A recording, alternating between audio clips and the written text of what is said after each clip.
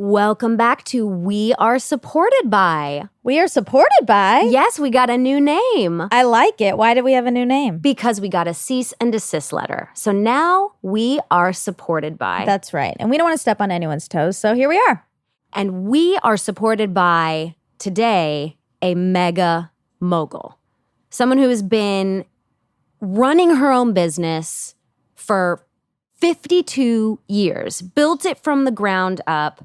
She is Diane von Furstenberg. The one, the only. Her commitment to fashion has not only changed the way women dress, but also have stayed iconic. Like, she's the only designer whose original dress is still out there. Is still the number one seller, and it is the wrap dress. And she's done very cool things. What I love so much about her is not just all her accomplishments, but she is a storyteller. She is. And a feelings person, which I enjoy by trade. So she wanted a piece of wardrobe to make you feel something as a woman. And that wrap dress did. It made you feel comfort, but it also made you feel sexy and confident and not too revealed.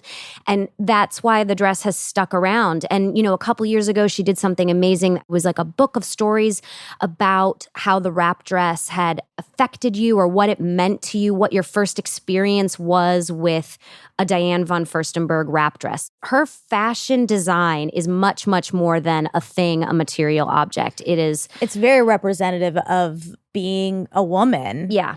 Being a comfortable woman who owns it. That's one of her main aphorisms she comes to over and over again, which is own it.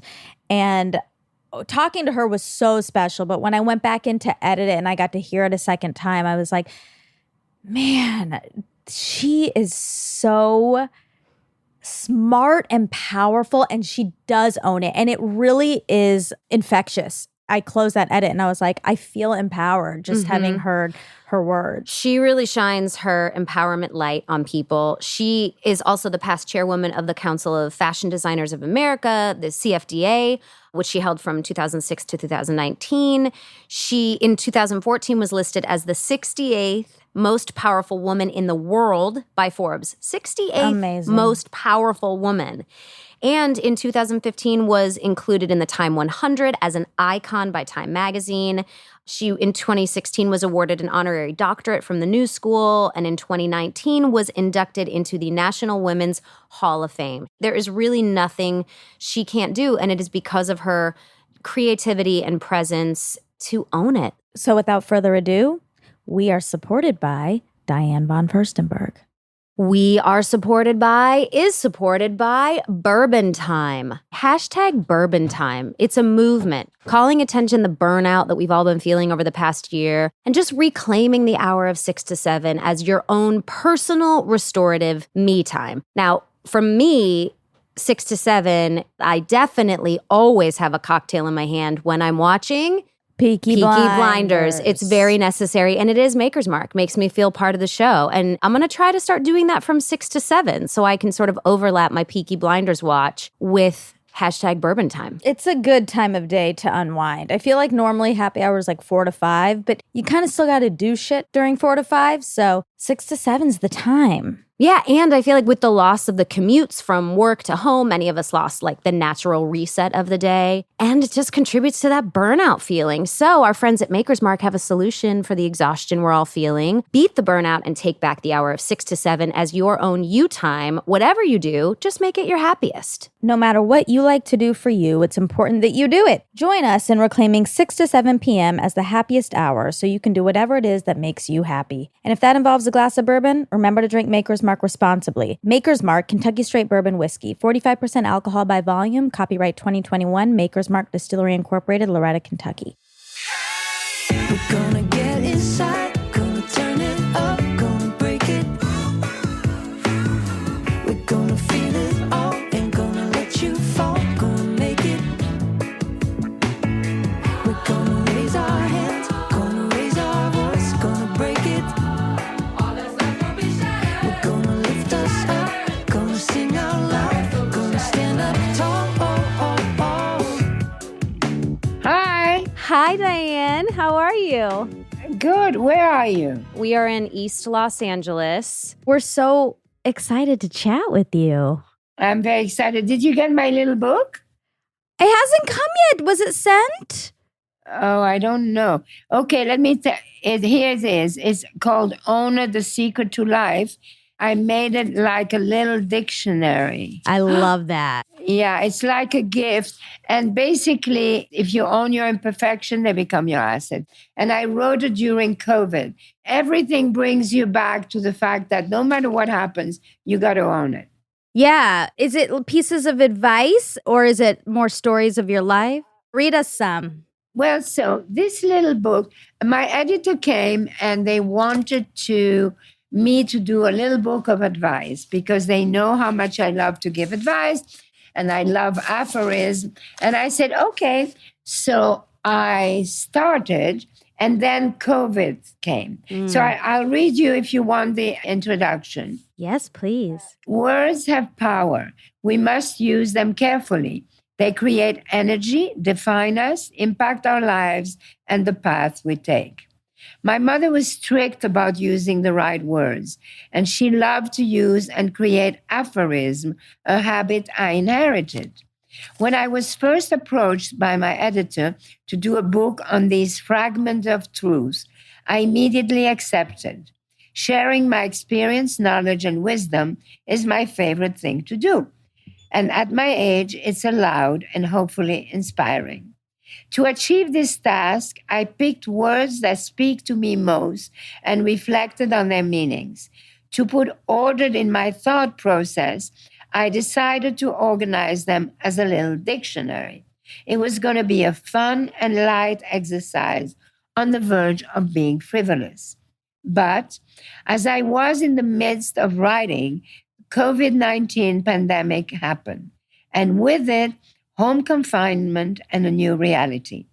All of a sudden, every word, every sentence took a whole other dimension, and everything became deeper, more meaningful.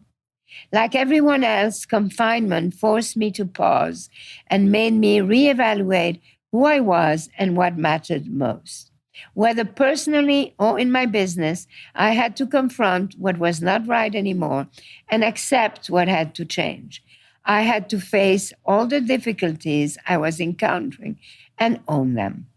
To own it is to accept the truth and deal with it, however unpleasant it may be. It's about being in charge. It's the secret to life. To be in charge is not an aggressive statement. It is the first and foremost a commitment to ourselves. It is accepting and standing for who we are. We own our imperfections, they become our assets. We own our vulnerability, it becomes our strength. To be in charge is the core of our power. It is the shelter we carry, the home inside ourselves. Once we achieve that, we are able to connect, expand, inspire, and advocate. Obviously be ordering more than one copy because I know quite a few people who could benefit from a book like this. And from the idea of being in charge. And I know you've said you always design in that headspace. When I was growing up, I didn't know what I wanted to do, but I knew the kind of woman I wanted to be. I wanted to be a woman in charge. I wanted to have a man's life in a woman's body, right? Yes. And I became that woman because of a little dress. And the more confident I would get, the more confidence I was selling with the dresses. You know, I was very young. I was in my early 20s. Yeah. So then people say, who is the woman you're dressing?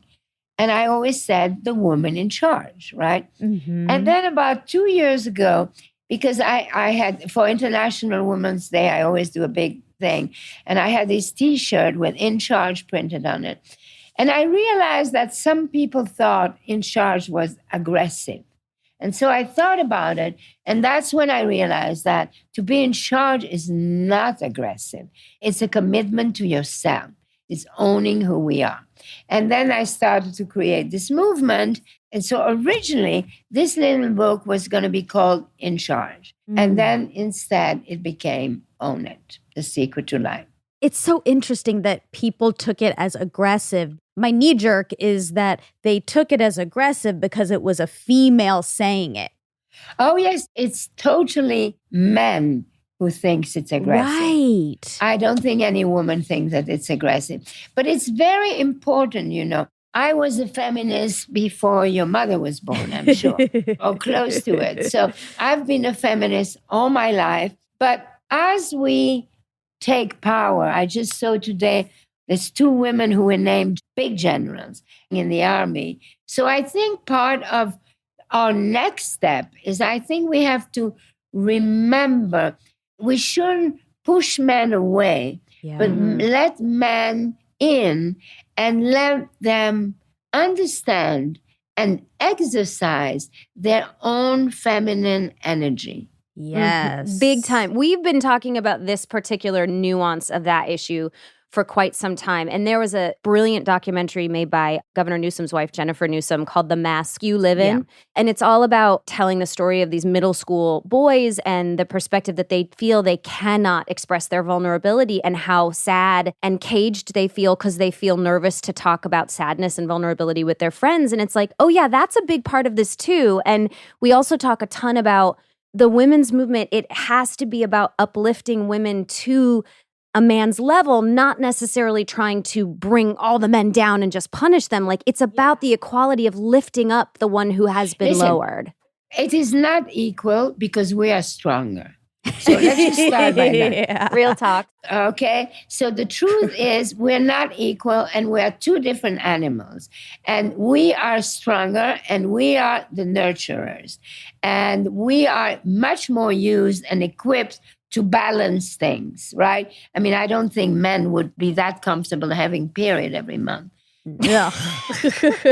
But there is an inequality in terms of jobs, in terms of things in society and all of that. So we have to empower women. We have to make women feel in charge and be confident. And then, when you are confident, you realize you don't just have to throw it at somebody's face.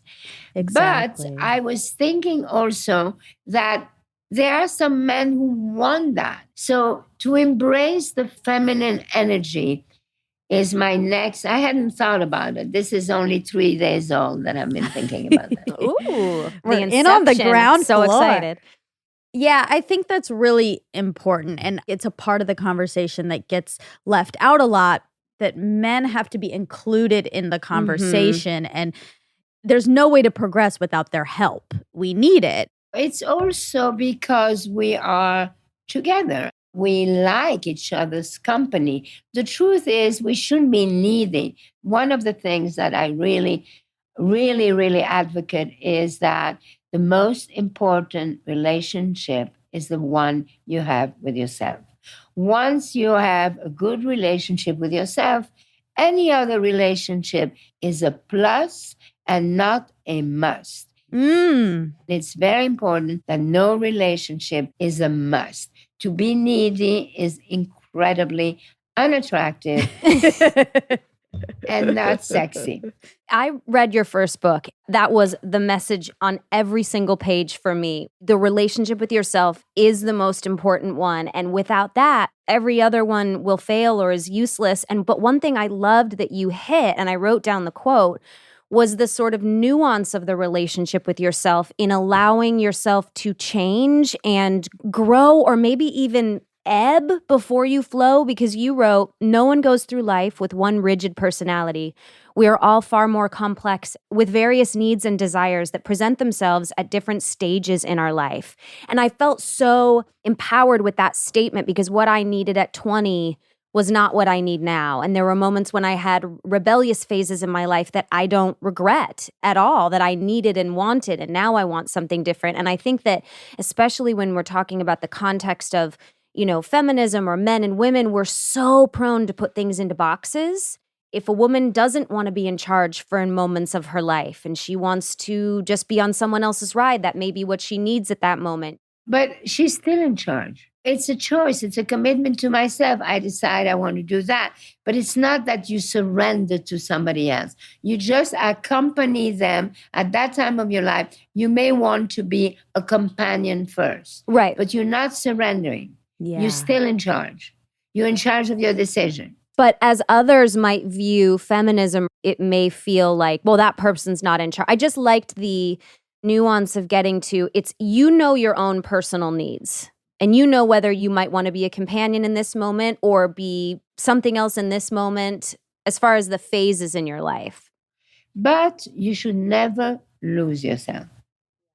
And it is very tempting at times, we like the idea. I mean, it's an erotic fantasy, you like to, surrender. You could do that, but it's only a fantasy. You can't get caught into it. Yeah, and being adored or pleasing. Can I tell you something? You hit me with a piece of real talk that you're never going to remember, but sticks out in my mind so much, that truly helped me break down a major barrier in my codependency. So I don't know what year it was, but I was in your office because I was your Met Gala girl. I'm sure someone fell out. I think J-Lo must have fallen out because there's no other reason I would have gotten the job. But I was going as under you, wearing your dress to the Met Gala, and this must have been 15 years ago, 10 or 15 years ago. I was like just a very new on the scene actress, and I was getting fitted in your office, and I'd already obviously told Shauna and Edward, I was like, I'm going to go meet Diane in her office. I'm so excited. I'm getting fitted in this beautiful sort of tiered watercolor patterned like violet and off-white dress, and it had a big ball gown, and it was just beautiful. It was such a fantasy for me. And we were chatting, and all your girls were there, and they were fitting it, and you were at your office doing work, and I was sort of just monitoring you, looking and going, wow, this woman, yes. And I was telling the story about how there is a sock company called K-Bell, and my name is Kristen Bell, and how often I get the gift of K-Bell socks, and how the person who has purchased the gift always hands it to me with this sly smile, like something extraordinary is about to happen. And I was laughing about the fact that I always have to sort of say, oh, wow, thank you so much. And you looked up from your desk and you go, you don't have to say that. Just say, I've received these before. Thank you so much. And then you put your head down, and I was like, I guess I the freedom. could say that. That would be so freeing, because I was very much born a codependent, and I've struggled with it my whole life. I do feel like I've put a cap on it over the last 10 years. Who were you codependent to? I don't know that the codependency was installed by any one person. I mean, maybe my mom, but there was a generalized fear of not being liked, because I enjoyed the feeling of being liked so much and hated the feeling of being rejected and disliked, that my brain early on just made the connection of, oh, stay in this zone, stay in the like zone. And I started to, I think, very early on form habits as a young girl that were people pleasing. And I don't know if it was that the fear was too large or the rejection was too much. I don't know what it was, but only like in my early 30s did I start to realize I'm competent and no one can make me feel inferior without my consent. And I'm allowed to say things and not worry so much about what the other person thinks of me. But when you told me not to say that about the socks, I thought about that for weeks. That's so liberating. I mean, it was like I didn't know it was an option to say that. It's definitely an option. Yeah. It's funny how it's a tiny little thing that someone may say to you that somehow provokes that. It's very interesting.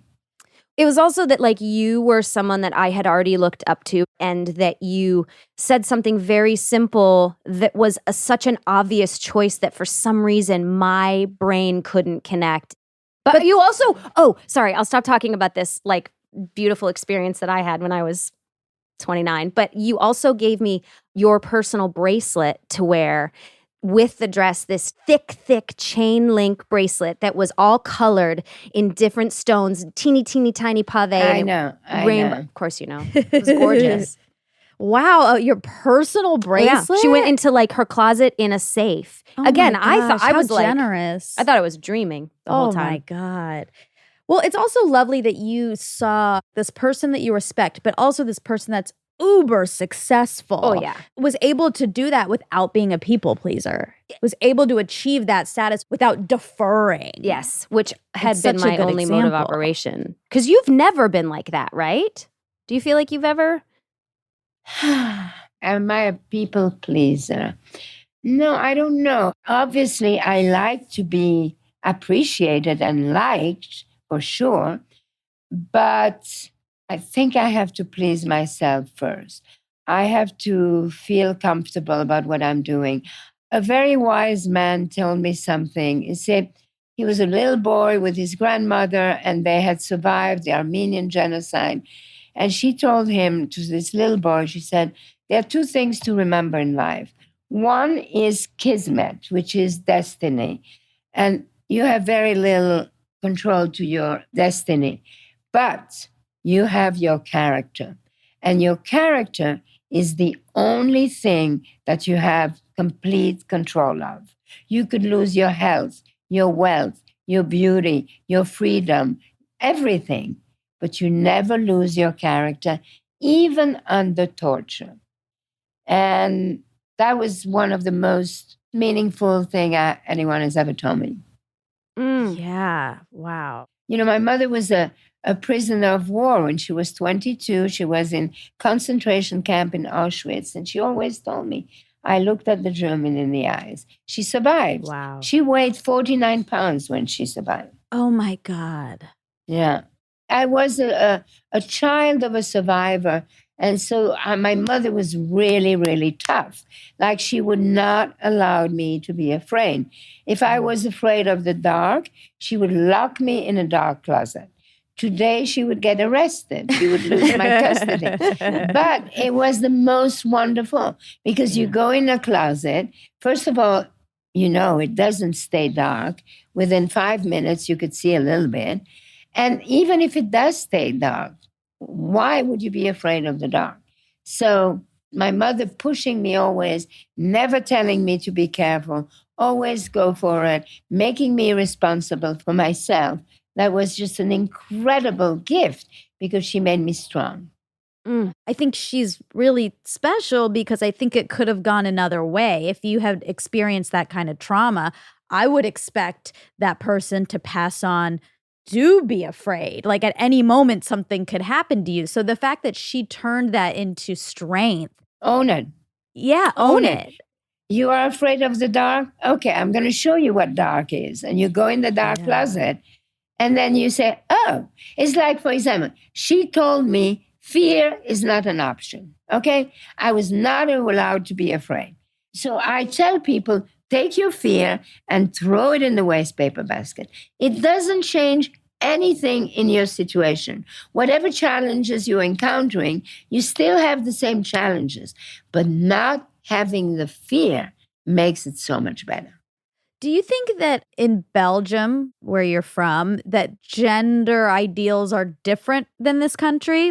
It's all the same. You know, we are two different animals, and men have other worries. So much is about men have erections, women don't have erection. And men are absolutely fixated on, you know, did I, will I, should I, how was I? That builds an incredible insecurity that is so different than us. I always think that the worst thing that has happened to women in the last 15 years is Viagra. Because, you know, before there was some kind of justice. After a certain age, women could not have children and men had other problems. Anyway, we are two different animals. And what we have to do is we have to focus on what we have in common. And mostly we have to respect one another. And the best thing we could do is how we bring up our son. Yes. You have a son, right? I have a son who is 51 and who is very attractive, very kind, very everything. What do you think moving forward for people who have boys? What's the prescription? It's just respect women, respect women's strength. Listen, I was so happy I was born a woman. Yeah, I never me too. for a second wanted to be a man. I want to be able to have a man's life. Like I was young in the 70s at the time that we thought we invented freedom. And it was that moment in time that was after the pill was invented and before the arrival of AIDS. So we were very, very free and having a great time. And I felt like, why? Why can men do that and not women? Why do we have to wait? Is he going to call me? Let him worry if I call him. I know when I was doing my research on you, It was so interesting to see. There's always like a sprinkling of Diane von Furstenberg had a lustrous love life. Like one of the quotes is, in her younger days, she experimented tossing men left and right. And I'm just like shaking my head at all of this. Like, but you're not saying it about the men who are doing that exact same thing. No, but in a certain way, I wanted to make a point of that. I wanted to. I was proud of that. And I'm still You proud. should be, yeah. Yeah. I had lots of flings. I used to say affairs. And then only recently, I found out that an affair is supposed to be with a married man. I didn't know that. So now you say flings. So in my book, I said I had so many affairs, but what I meant is love stories or flings.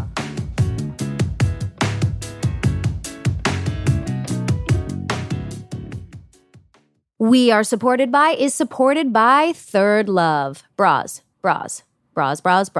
A relaxing day at home starts with the essentials, okay? And Third Love has created perfectly fitted underwear and loungewear. They create high-quality underwear, sleep loungewear to just celebrate your comfort when you need it most. The reality is, nobody knows what size bra they are. That's Exactly. the data that I've collected. Third Love will give you a bra that fits absolutely perfectly, and that'll make you feel more confident or more at ease. I recommended it to everyone, and they love it because of the half sizes. Yeah, it's such a good boulder holder. It is such a good nipple knapsack, okay? You can compare it with any other bra that you have. They have more than 80 sizes, signature foam memory cups, no slip straps, scratch-free bands, and they have super tiny ones, which I appreciate, AA to I, including half cups and 30 to 48 chest band. So Third Love knows you deserve to feel comfortable and confident 24/7. So right now they're offering our listeners 20% off your first order. Go to thirdlove.com/glass now to find your perfect fitting bra and get 20% off your first purchase. That's thirdlove.com/glass for 20% off today.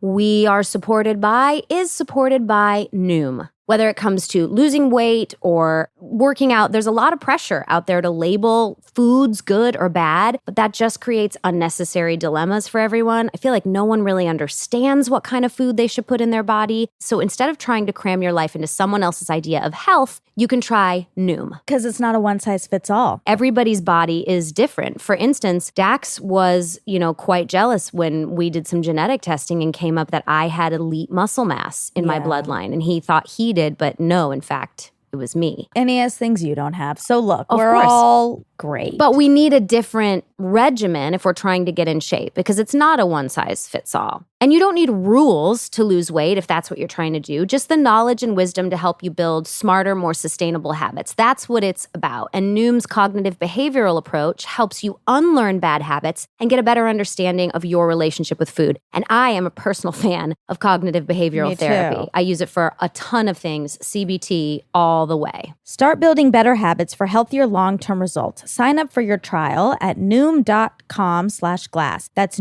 NOOM.com/glass for your trial.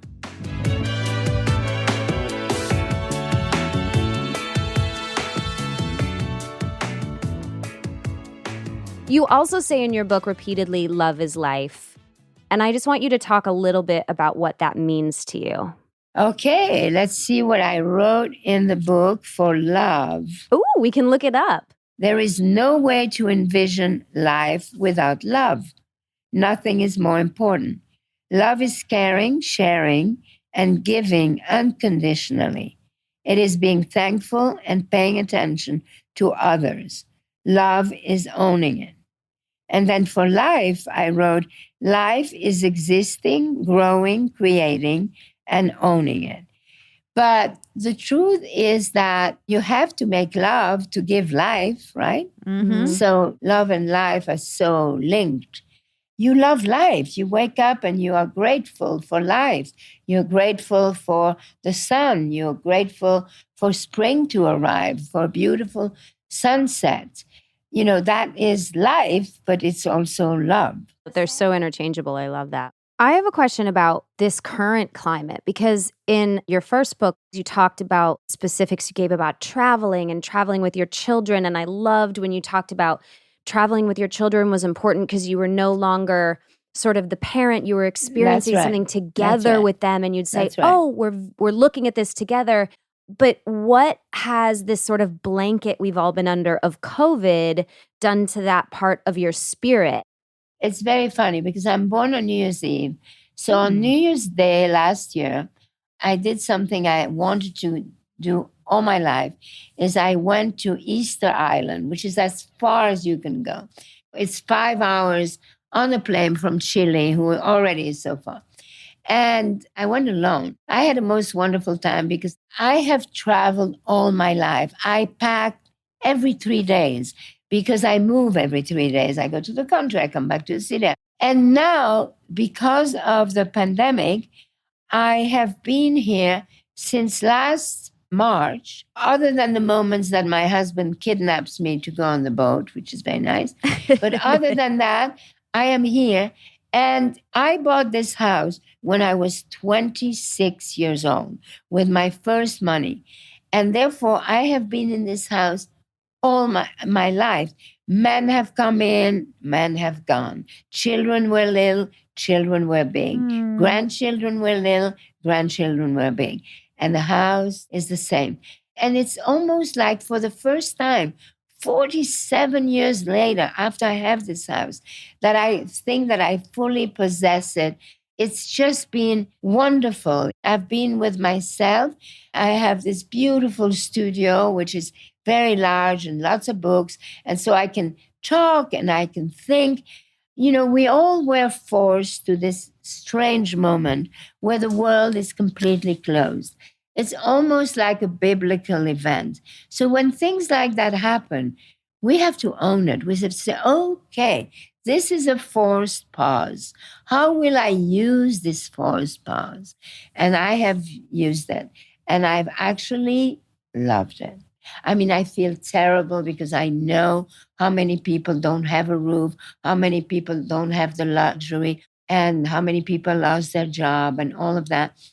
But to me, it's been so enriching. Yeah. And your life moves so fast and has been moving so fast for so long that in your house, that's remained steady while all of this stuff has changed and changed and changed. And you get to kind of sit in it and be like, oh my God, look at this vessel for which my whole life has existed. It's beautiful. And that's why it was so incredible to write that book at that time.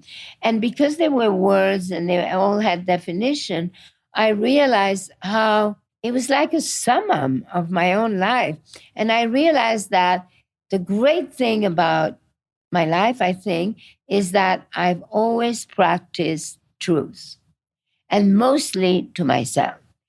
And I'm very rigorous about not trying not to be delusional and not lie to myself. And that has been enormously helpful. And the other thing is I like coherence, you know, like the books on the bookshelves, the food in my refrigerator, the children I have, the friends I have, they all reflect who I am, you know, and I like that. It's coherence. And then when you look back all these years, you say, yeah, I actually always said the same thing. So anyway, that's what this book is about. Real quick, going back to what you said, that we need to find the commonalities between men and women. What do you think some of those are for us to remember? We are more the same than we are different. Just pay attention and respect the other. Respect, but also not fear, right? Not fear the other. You said so clearly that we're the stronger of the two, which I think is true. And I think that's where some of the fear comes from on their part. I think everyone really does know that that is true. And so there's been this patriarchy built to prevent us from really What would we taking do over. if we could actually experience our full power? What would we do? Yeah, well, we got a big task ahead of us. We got to save the world. Yeah. Well, you're doing pretty great work in that arena. I mean, you have a foundation. Well, women is really my center. I'm on the board of this great organization called Vital Voices that was originally founded by Hillary Clinton when she was the first lady. And that is the leading global network of women's leaders. So I have been very involved in that. And then 11 years ago, I created the DVF Awards, where I give exposure and money to women. And in order to get exposure to these women, I give the Inspirational Award to people who are celebrities or who will attract coverage so that the others who people don't know will benefit from that. So whether it's Alicia Keys or Carly Klaus. And then, of course, we have the Lifetime Awards that went to Anita Hill and Jane Goodall, last year to RBG. My impact now for the rest of my life, what is most important for me is that I can use my voice, my experience, my knowledge, my story, and my connections in order to help other women to be the women they want to be. Mm. You're also really involved in the Highline Project, right? My family and I, we are responsible for the Highline. And that is such an incredible gift. In your writing or what I know about you, there's this beauty to you where you're able to recognize the gloriousness and the beauty of the fast-paced everything, but also of the stillness. And that Highline provides so much stillness and integrity to that side of New York. And it was a dream, when I started my company again, second time, 20 years ago, I moved to the West Village. And at the time, it was all butchers and meat pack, and it smelled bad. And everybody said, what are you doing there? And so when you move into a new neighborhood, you meet new people and new friends. And I met these two young guys who had this dream of saving this elevated railroad that went, all the way to the West Side and turn it into a park. So I hosted their first fundraising. And then, we all got very involved and we all got very excited. And then we ended up making it happen. Yeah. And now our family, my husband mostly, has created this new little park on an old pier called Pier 55. And it's going to be a little park open to the public. It will be called the Little Island. It will also have open air theater. And so hopefully it will be a wonderful gift to the city. That's awesome. Yeah, that's very cool. And you ask people about what they want to pursue in their life charitably or philanthropically. And I'm talking about people who don't necessarily do it on a daily basis like you do.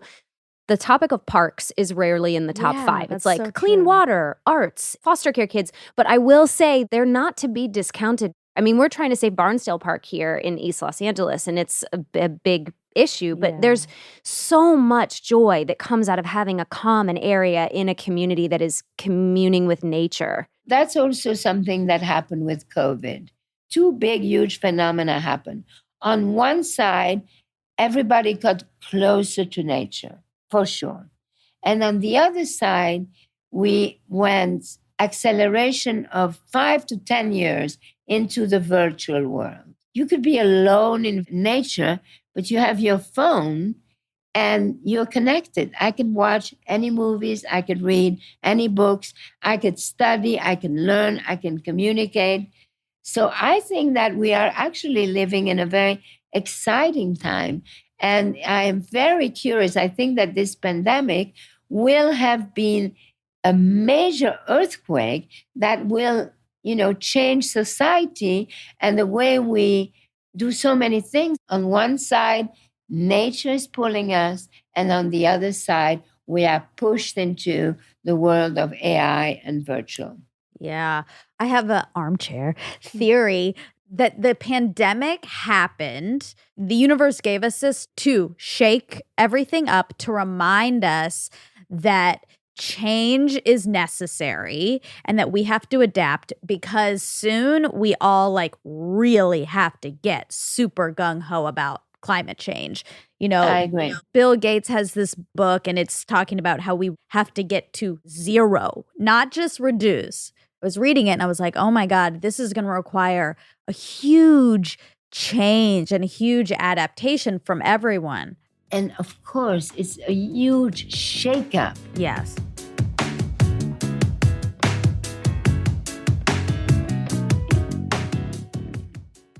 We are supported by, is supported by BetterHelp Online Therapy. I had it 3 times this week. You did? Yes. How did it go? Great. I really don't think I could go on without it. Not just when you're in the middle of some crisis, but in general, just keeping a tune-up on that brain. Yes. Tune-ups. And as we start to come out of COVID and we're all rearranging our life in public and in private, a lot of people are experiencing anxiety or languishing has been a common term about and around how we do this. So if you're feeling out of sorts, if your relationships are suffering, or if you're having trouble sleeping, it could be a sign that you need to talk to somebody, or you might like talking to somebody. And therapy can help. BetterHelp is customized online therapy that offers secure video, phone, and even live chat sessions with your therapist.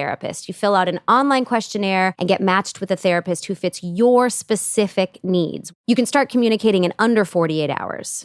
BetterHelp is committed to facilitating great matches, so it's easy and free to change counselors if needed. Because sometimes you might need somebody specializing in this. Sometimes you might need somebody specializing in this. So It's all there. And our listeners get 10% off their first month of online therapy at BetterHelp.com/glass. That's BetterHelp.com/glass. We are supported by, is supported by Rothy's. You just went on a trip, and I think you took Rothy's with you, didn't you? I did. I brought my big Rothy's bag. It fits absolutely everything. I brought my Rothy's slip-on shoes. You can also throw them in the washer. Oh, and Rothy's newly launched men's shoes, which are intentionally designed with an artisanal level of detail and created with nearly zero waste. We love nearly zero waste. We do. And the fact that they're washable and better for the planet, plus they have had like rigorous testing during R&D, results in a perfect fit wash after wash. Start your summer off on the right foot with comfortable bestsellers like flats and loafers and sneakers with sandals in an array of colors and shoes made for exploring. Their newest styles have you covered. Plus, their spacious washable bags are perfect for the summer getaways. So to help you come into your summer style, Rothy's is doing something special. They gave us the chance to share this super rare opportunity with our listeners for a limited time. Through August 1st, 2021, you can get $20 off your first purchase of $100 or more at rothys.com/glass. That's ROTHYS.com/glass. Trust us, you do not want to miss this. Rothy's is awesome. Head to rothys.com/glass to find your new favorites today.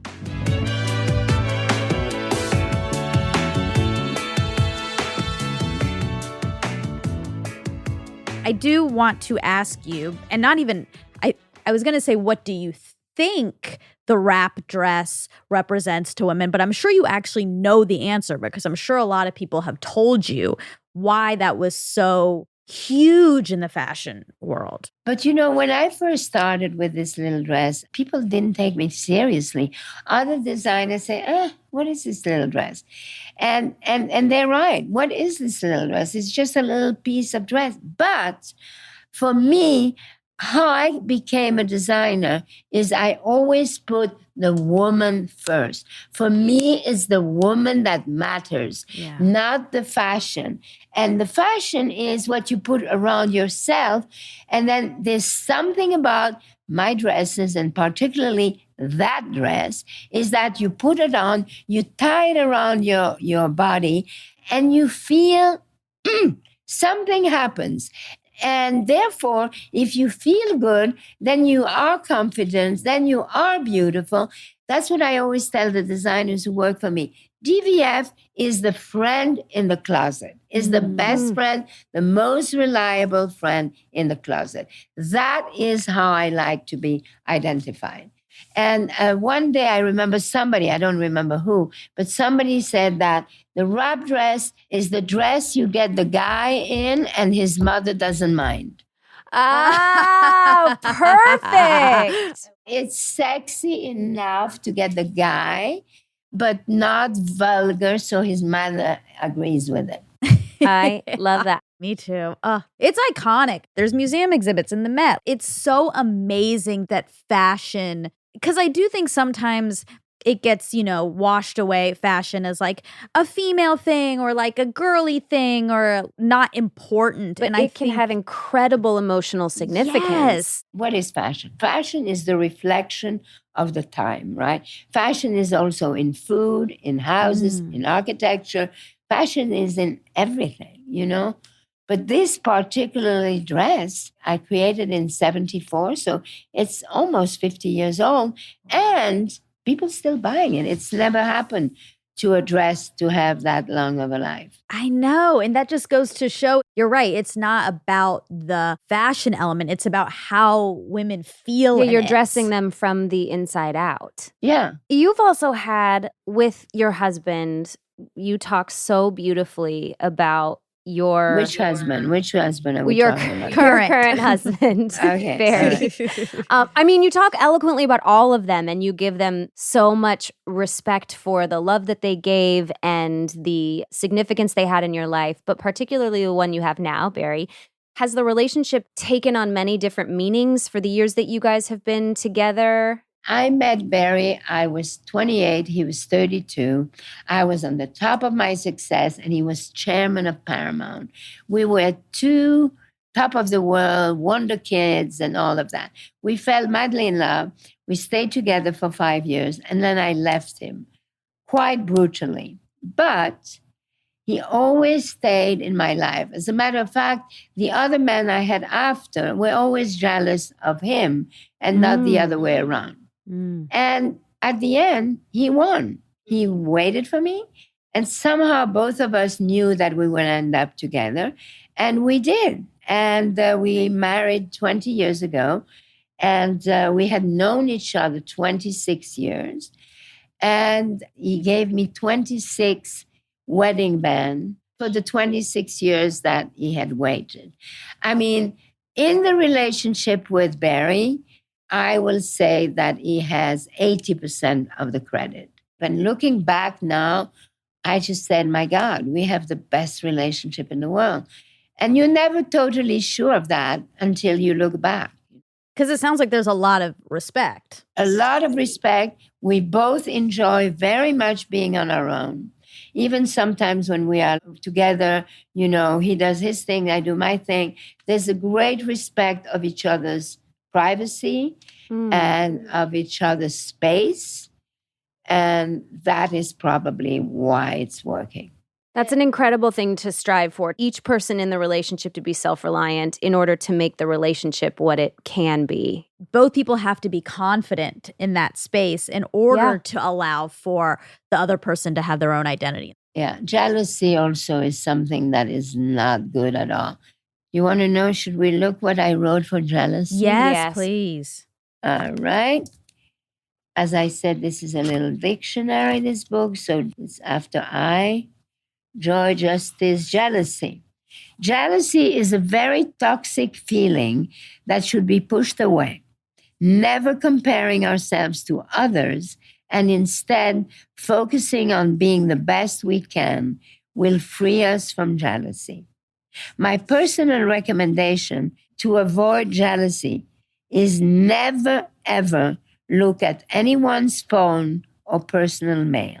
There's absolutely nothing to gain there. Is that a lesson learned from experience? Yes, when I was 12, I opened a letter that was addressed to my mother. And she got very upset with me. And I've never looked at anyone's, not my children, nobody. Yeah. I've had a few of those experiences as well. There's nothing to gain. Yeah. There's nothing it backfires. I'm finding it particularly hard right now because my 6-year-old just started a secret diary, and she's just learning to read and write, but my God, is she picking it up quickly. And it is so hard not to want to know the thoughts, not to exploit them in any way, but I'm justifying in my brain, like, I could help raise her. And I'm like, nope, stay away. It's her. That's her place to flood it with whatever emotions she wants. Yeah, let me tell you, one of the reasons that I never had to go to therapy is because I have kept my diary all my life. There is nothing more helpful than writing your diary. And when I opened it, it's always, I'm always at a turning point. It looks like all I've done is turn. One of my favorite words is provocative. Ooh. I love the sound of it. It tickles. It's a combination of question and affirmation. Nothing is more provocative than speaking the truth and revealing our imperfection. The provocative part gets the attention, but the truth gets respect. When I first started my company in my early 20s, I did a lot of personal appearances around the world. LA, Philadelphia, Detroit, Miami, San Francisco. It all sounded so new and exotic to me. A young European Park Avenue princess coming to town to show her easy, affordable little dresses is how I was introduced by the local press everywhere. I did not love that definition. That's when I decided to become a bit more provocative in my narrative, to show that I was not perfect. The words became mine and the story no longer a fairy tale. Mm. Oh my That's goodness. so wonderful. Do you have a definition of woman in there? Woman. We all look at the woman across the room with admiration, at work, in a public place, at a party. She looks so composed, secure, and confident. But it is important to know and remember that to her, each one of us is the woman across the room. Oh my goodness. That is beautiful. Yeah. And it's true. That's really, really, really important. Oh man. Oh, I love that we are ending on these words of wisdom. Yes. And I hope everyone gets your book Own it. and reads these definitions once and then turns back to them when necessary. Thank you so much for chatting with us. Thank you, girls. You are wonderful. You're wonderful, and I hope I come and visit you. My daughter lives in East LA. So. Yes. All right. God bless you, and stay as in charge as ever. Thank you so much Thank for joining you. us. Bye. Bye. Lift us up, lift us up, lift us up.